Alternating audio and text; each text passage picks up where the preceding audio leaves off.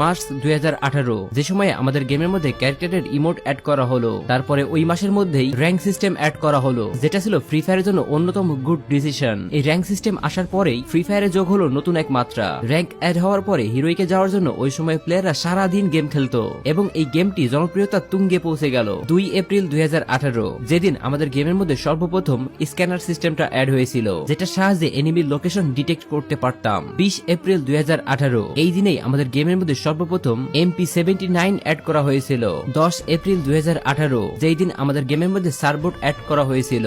আর এটা অ্যাড করার পরে ল্যান্ডিং এর স্টাইলটা যখন চেঞ্জ হয়ে গেল, গেমের মধ্যে যুক্ত হলো নতুন এক মাত্রা। 22 এপ্রিল 2018, যেই দিন সর্বপ্রথম আমাদের গেমের মধ্যে মাশরুম অ্যাড করা হয়েছিল।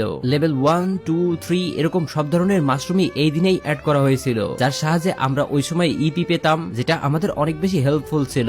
মানুষও এটাকে পছন্দ করতে শুরু করলো। 2 মে 2018, যেই দিন সর্বপ্রথম আমাদের গেমের মধ্যে MP40 অ্যাড করা হয়েছিল, আর এই MP40টা যোগ করলো ফ্রি ফায়ারের নতুন আরো এক মাত্রা। 7 মে 2018, যেই দিন সর্বপ্রথম আমাদের গেমের মধ্যে পার্গাটরি ম্যাপ অ্যাড করা হয়েছিল, আর এই ম্যাপটা মানুষ অনেক পছন্দ করেছিল ওই সময়ে। পার্গাটরি ম্যাপের এমন কিছু জায়গা ওই সময়ে আমরা দেখতে পাইতাম যা বর্তমানে স্মৃতি হয়ে থাকলেও এর কোনো অস্তিত্ব গেমের মধ্যে নেই। এরপর 18 মে 2018 সালে আমাদের গেমের মধ্যে অ্যাড করা হলো টুকটুক গাড়িটা। 24 মে 2018, সর্বপ্রথম গেমের মধ্যে অ্যাড করা হলো ইলাইট পাস সিজন 1। ধীরে ধীরে জনপ্রিয় হয়ে উঠলো এই ইলাইট পাস সিস্টেমটা। বান্ডেলের পাশাপাশি আরো কিছু ছোটখাটো রিওয়ার্ড ছিল, যার জন্য এই ইলাইট পাস সিস্টেমটা অনেক জনপ্রিয় হয়ে উঠলো। 6 জুন 2018,